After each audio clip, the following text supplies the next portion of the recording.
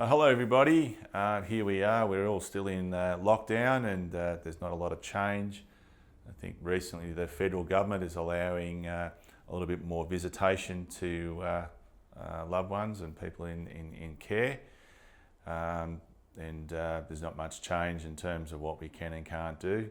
I think you might be able to paddle your surf ski now, which was banned, but your surfboard wasn't. So what's it all mean for, I guess, physical therapy and health and stress management, which I've talked about before, is we can all get out and we can exercise, we can walk, we can cycle. If you live near a beach, you can surf, you can swim at the beach. The pools are closed, unfortunately, which is a real drama when one of my most effective weapons against back pain is been to advise people to swim. So that's been pretty frustrating. The infection rates in Australia are down. We seem to have done a wonderful job, but now we're all sitting back going, what's next? What's going to happen now? Because I know that many of you are suffering terribly financially. People have been stood down, people have lost their jobs. A lot of small business operators are not allowed to run their businesses, or they've been severely curtailed.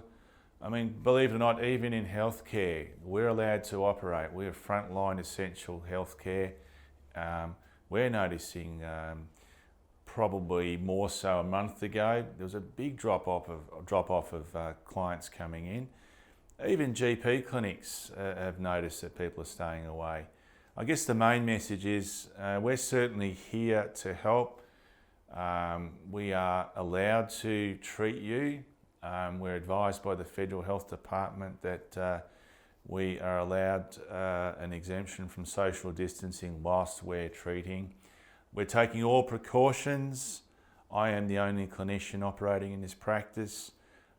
We have masks, we have gloves, and we have an obsession with cleaning, hand washing, and we expect the same of you. And I guess we are screening people, obviously, if there's any signs of cough, cold or flu.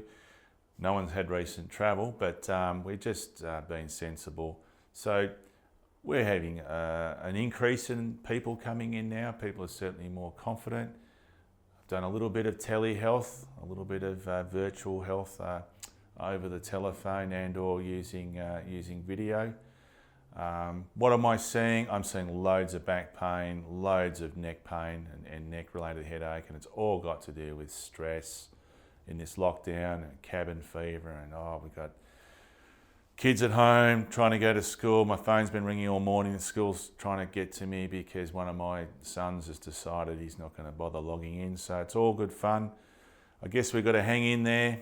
Hopefully we can see some peeling back, some sensible releasing of some of the restrictions. So at some point the kids can get back to school, and maybe we can exercise a little bit more. Who knows? It's these are very uncertain times, and I'm certainly hoping that you're all coping. Again, my heart goes out to young people, the people who have really borne the brunt of this, hospitality, cafes, restaurants, pubs.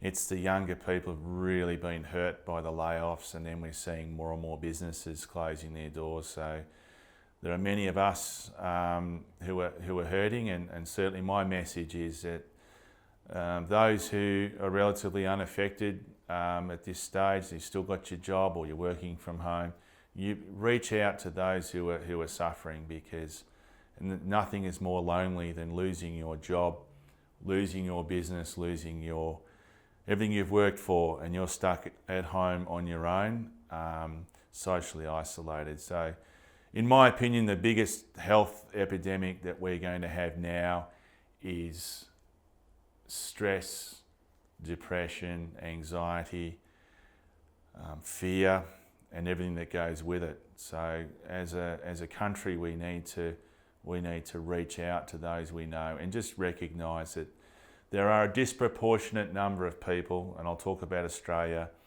that are bearing the brunt of this and will continue to do so for years to come, and we need to be mindful and respectful of those people. So when you want to say, the lockdown should be deeper and it should last longer, remember, it's all very well if you haven't lost your job or haven't lost your livelihood. Remember the implications that has for a lot of people, and yeah, again, reach out and help. Just talk to people, because there's a lot of people out there suffering. Fortunately in Australia, COVID-19 has been well controlled. My heart goes out to those who have been very sick and those that have lost their lives. But we must remember there are millions of Australians that are hurting right now, and people over the world. So the best thing we can do is to think of others and to reach out. Thank you.